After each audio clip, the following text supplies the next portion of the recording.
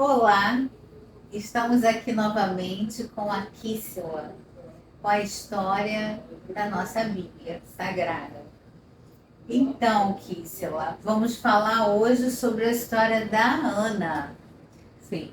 Ana, graça, benevolência e favor. Kíssila, conta um pouquinho dessa história da Ana. É muito legal, né? Primeiramente, olá pessoal, mais um prazer estar aqui novamente. Hoje falando um pouquinho de Ana.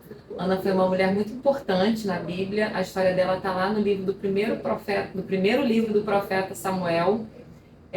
Conta a história de Ana. Ana era estéril, né? Mas ela fazia parte do povo de Deus e ela queria muito ter um filho. E no decorrer da nossa conversa nós vamos entender como é que aconteceu esse desenrolar até ela concretizar esse sonho de gerar Samuel, que foi o último juiz de Israel e o primeiro profeta. Ele ungiu Saul e Davi, que foram os grandes reis de Israel.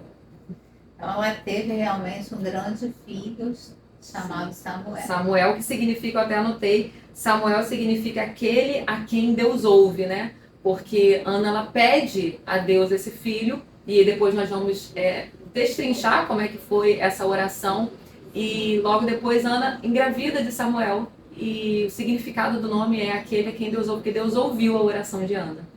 Mas para isso acontecer, Ana passou por diversos momentos estes muito difíceis.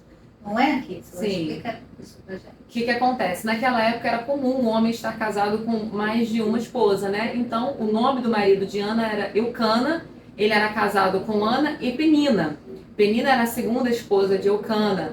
E, diferente de Ana, Penina não era estéril. Penina deu filhos a Eucana. Ana, porém, como eu falei, era estéril. E ela sofria muito por ela não conseguir gerar, não conseguir realizar o sonho dela de ser mãe. E ela era muito humilhada, ela era muito menosprezada pela Penina, que por sua vez tinha filhos, mas não era a esposa tão amada de Eucana. Então Ana passou por momentos muito difíceis, de angústia, de tristeza, de depressão, né, que é o que a gente também está falando, e até ela conseguir realizar o sonho dela de ser mãe. Talvez isso tudo gerou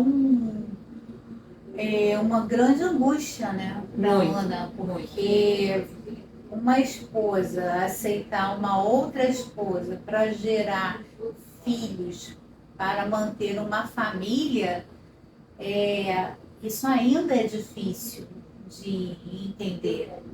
Mas tem, né, a sua aceitação, como a Ana aceitou.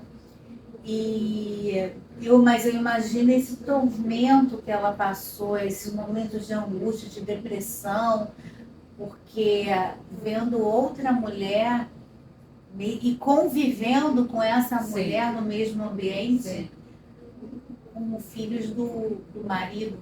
E meio que assim, usando, né, para os termos de hoje, jogava na cara de Ana, né?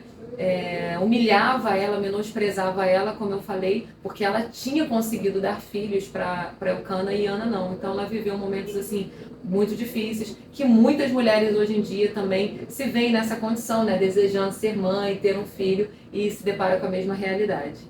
E muito, né? Muito mesmo.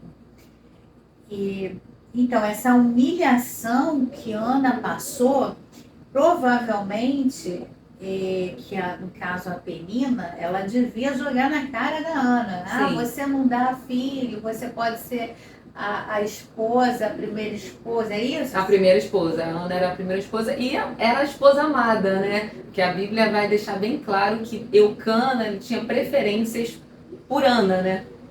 Podia ser a esposa amada, mas que não conseguia gerar filhos, né? Ela era tão amada por um lado, mas ela estava tão insatisfeita por ela não ter sido mãe, a ponto de aceitar uma outra esposa que a humilhava.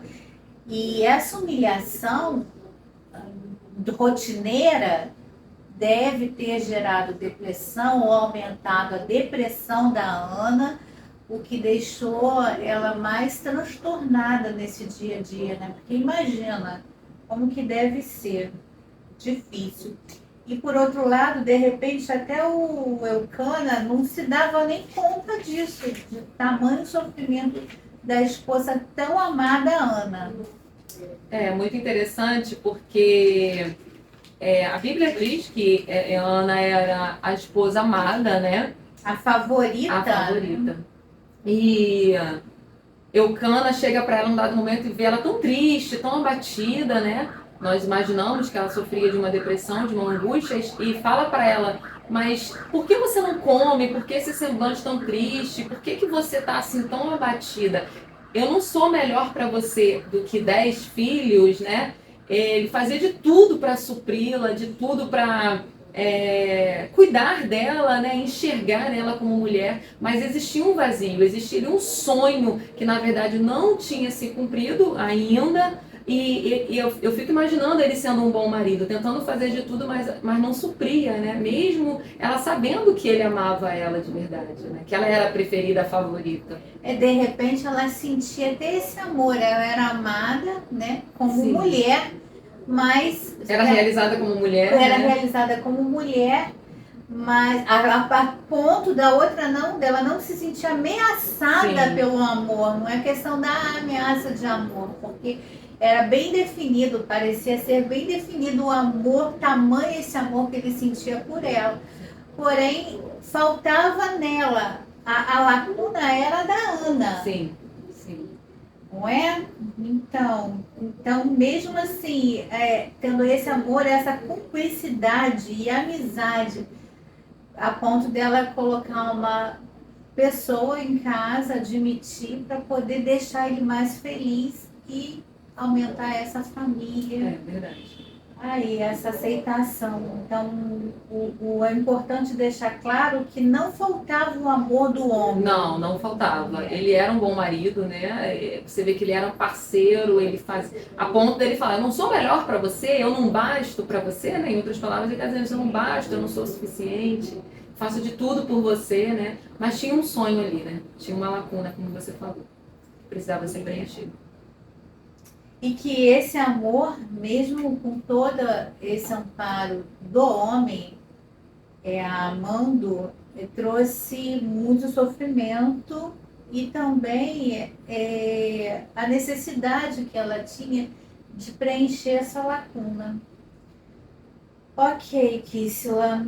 E aí, como é que foi esse desenrolar aí? Então, a cada ano eles tinham o costume de ir a uma cidade chamada Siló. Siló era um lugar de reunião para o povo de Israel, era onde os judeus iam uma vez no ano para adorar e sacrificar a Deus, né, que eram costumes da época. Então, nessa vez que eles foram, num dado momento ali de refeição, da festa, da adoração, Ana se retira e ela vai orar ao Senhor. Ela estava tão angustiada, tão triste, quem nunca passou por isso, e ela começa a abrir o seu coração para Deus, e ela fala para Deus do sonho que ela tinha de ser mãe, que ela queria muito ter um filho.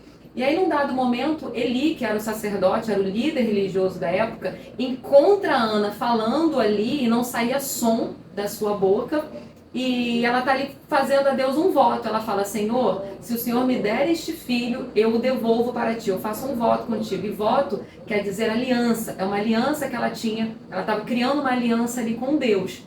Isso significa voto. E ela faz essa aliança com Deus, dizendo: se o Senhor me realizar o sonho de ser mãe, eu devolvo meu filho para ti e ele vai te servir por toda a vida dele. E aí o Eli chega, né? E ele começa ali a dialogar com ela, tentando entender aquela situação toda, né? E para fazer também essa escolha de entregar o filho para Deus... Foi muita ousadia dela, né? Foi, e de tamanha coragem, e de tamanho desespero. Verdade, verdade. Porque ela pensou, deve ter pensado em gerar, sentir